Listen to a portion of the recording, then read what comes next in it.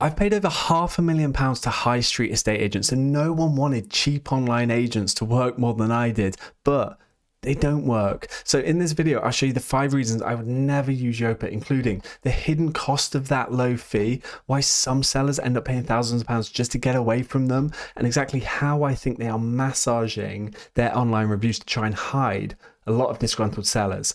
First, let me tell you about a really frustrating call I had this week, because it's exactly why I'm making this video. So I spoke with a chap in his retirement, lived in his flat 35 years, recently married later on in life, and the two of them wanted a fresh start somewhere new. So Yopa came round, gave him a valuation, and took £2,500 as their upfront fee. He's a pensioner, so he said that was real money to him. 6 weeks on, 2 viewings, that's it. And so Yopa, who set the price, are now on the phone telling him to cut it by 20 grand. So he did. Since then, nothing, not one viewing. He said the excuse Yopa gave was that the market's tough at the moment and they need to wait for mortgage rates to change. Right. Market may or might not be challenging, but Yopa, you shouldn't be taking £2,500 off pensioners if your plan for selling their home is to wait for the world to change for you. Now, for him, if this doesn't sell with Yopa, he doesn't get that money back. And in fact, he's got so little faith in them based on not just the results, but also the service he's had from them, that he's considering moving on to a decent local estate agent and just writing off the 2 grand he's paid them. And this is not the first time I've heard this. So a few months ago, I spoke with another retiree, a lady who said she's been paying Yopa 75 quid for 2 years because she signed up with them, went with the price they recommended. They got her no viewings in 6 months. And when she left, they insisted on taking their fee.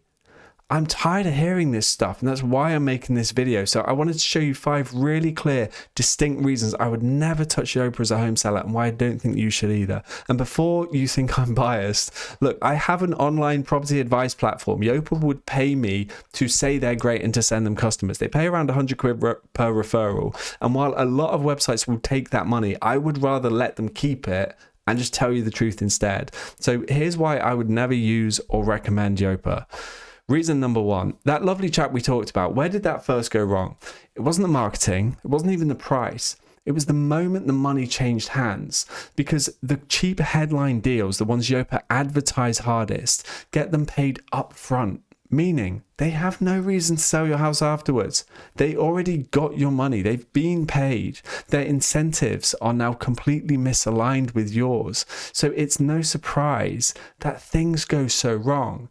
Now, they do have a so-called pay later model. The benefit is you don't have to lay out the cash up front. The downside is you agree to pay it later and you will still pay whether they sell or not. And that's how our other lady from earlier ended up in that payment plan for 75 quid a month 2 years after they failed to sell. These aren't isolated incidents. You'll see more about it online as well. So one seller on Money Saving Expert describes cancelling Yopa after they'd failed to deliver for them for 6 months, and the user goes on to say Yopa just took the full 1,500 quid off the card they had on file. Imagine that. Another seller who reports a bad experience with Yopa and then failing to sell, then ended up with debt collectors chasing them for Yopa's fee. Like, nice work, Yopa. Horrible stuff. Now, I don't love conventional high street estate agents, but at least they only get paid when the job is done. Now, you might think, well, yeah, it didn't work for those people, but it works on some sales. And yeah, it can. But here's the next problem. See, Yopa are low cost. On average, they're about a third, maybe a quarter of the price of your average estate agent. But how are they so much cheaper? Well, a major reason, traditional estate agents employ a team of people to drum up interest and sell properties and then push those sales through. But Yopa's model just doesn't work that way. So they're cheaper than estate agents because you aren't really getting an estate agent. You're basically getting a call center and a property listing. And in my experience, when you remove all the proactive work that good estate agents do, you can end up with fewer viewings, a slower sale, and more fall throughs. Now, some people might hear that and think, yeah, the seller has a bit more work to do, but they save thousands in fees, so it's a decent trade-off. And that would make sense. But here's why I think this is one of the single biggest mistakes anyone can make when selling their home. I completely agree that on the surface, the savings are real and substantial when it works with Yopa. It's right there in black and white. The bills are grand. The agent fee was going to be £4,000. You can see that. But here's what you never see. Because they didn't do that proactive work, you'll never see the viewing that never happened, or the bidding war that never started, or the buyer who'd have paid more, but they were never pushed. And there's never going to be perfect data to show this either way. But from having personally spent 15 years selling through the estate agents on the front lines, I believe firmly that on average, the savings you make in the fees will tend to be dwarfed by what you lose on that selling price. And that is why I have personally continued to use local estate agents rather than online agents, even though I'd have saved hundreds of thousands of pounds in fees. And I suppose another way to put this is like, this is one of the biggest financial transactions we ever make.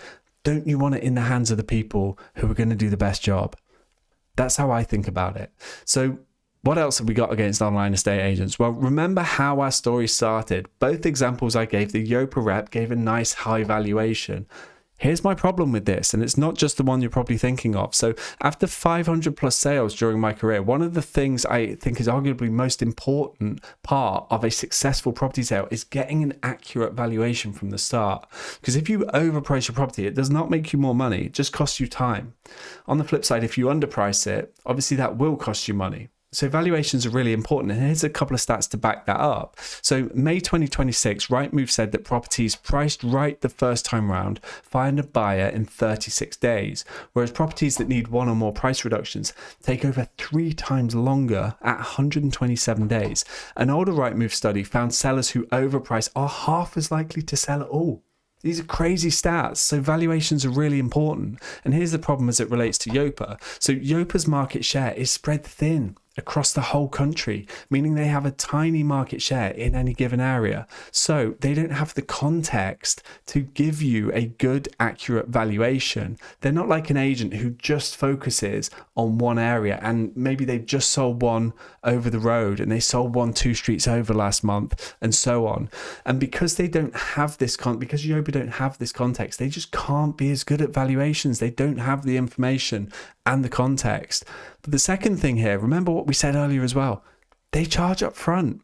So I can't accuse them of deliberately misleading their potential clients, but I can say that the easiest way for them to get paid would be to promise the earth in a valuation, be really confident about the valuation, get the sign up and get the cash. And you know, that happens to be the exact same sequence that happened in both the examples I gave earlier. And there are plenty of reports on it in forums elsewhere as well. So these inaccurate and, you know, at best overly optimistic valuations cost both of these sellers a ton of time and a lot of money. And just to be really clear and to be fair here, high street estate agents are guilty of this too, of overvaluing properties, if that is what's going on here. And I hate that about them as well. But at least they've still got to sell the place to get their money. Yopa got paid already. So we've got questionable valuations, a service that strips away most of the proactive work that drives the results, and fees they keep either way. It sounds bad. And so you might be thinking, well, surely the reviews would expose all of this. So yeah, about those. Well, if we check Yopa on Trustpilot, 4.2 out of 5 from 24,000 reviews. It's not amazing, but it's not awful. If we check on reviews.io, 1.5 stars out of 5 from over 500 reviews, all for the same company. So what is going on? Well, back on Trustpilot, the answer is here in black and white. So the first clue is that Yopa asks for reviews via automatic invitations, and then they control when reviews are requested. Now, this is not totally unusual, but when we read some of these 5-star reviews, loads are about initial conversations and chats with salespeople or about the valuation visit. A lot as well are from buyers who only bought or even just viewed a property. So what about actual paying customers? What are they saying? Well, they are in there as well. Some positive reviews, but a ton of negative ones as well. Nearly 2,000 1-star reviews in total. You just got to dig through all of that confetti to find them. So what we have, in my opinion, is this is Yopa working overtime to try and manicure their online reputation and drown out what some of their actual customers have to say after experiencing the service. And even after all of that, they're still only managing to lift this score up to like fairly measly 4.2. And so there's just so many things wrong here. Some of this stuff I'm about to go through sounds crazy, but all the links are in the description below. So Yopa are 12 years in now. They've burned £100 million in investor money, and not once have they filed a single set of accounts showing a profit. 5 out of 6 directors abandoned ship in the last 2 years, a model they keep reinventing. There's upfront fees, pay later. They do some no sale, no fee stuff, albeit at double the fee. They've done local agents, self-employed agents, and they keep switching because they're struggling to make any of it work. Meanwhile, they got sellers, their customers, paying thousands of pounds, often with no results. Some of them getting chased by debt collectors for homes that never sold. There's 6 complaints to the advertising watchdog about how they advertise their service and their fees. And for every complaint, the ad either got changed or pulled entirely. They've got unhappy customers drowned out under reviews that I would argue are not relevant to someone thinking about actually paying for this service. And they try and make you, another thing, they try and make you use their recommended solicitor and sometimes charge you 250 quid just to be allowed to use your own solicitor. Like, and none of that stuff I've just shared is opinion. Those are just facts. If you do want my opinion though, then based on the stories I hear and all the research I've done for this video that's just confirmed it, I'm sure there are good people who work at this company. I'm sure there's some people there who care about doing a good job and want to do well for their clients. But on the whole, this doesn't seem to be a business striving to do the best possible job for you as a seller. This just feels again and again like smoke and mirrors and bait and switch and hide and trick. So like, in my opinion, you know, high street estate agents aren't perfect, not by a long shot, but Yopa and a lot of these online agents, I can't help feeling, are just so much worse. And I cannot find a redeeming quality. Even the so-called best bit, the low fee, I see it costing you more in the long run. And so personally, I would not think for 1 second about using them on my house sale. So if you're at a crossroads now in the middle of choosing your estate agent, then I hope you found this somewhat useful. So if Yopa aren't the right people for your sale, then who is? Well, I wanted to help. So watch this next video where I show you the most common mistakes I see people consistently make when choosing their estate agent. And I show you as well the 3-step process I follow to find the best agents, having dealt with over 1,000 of them myself. I hope you find it useful.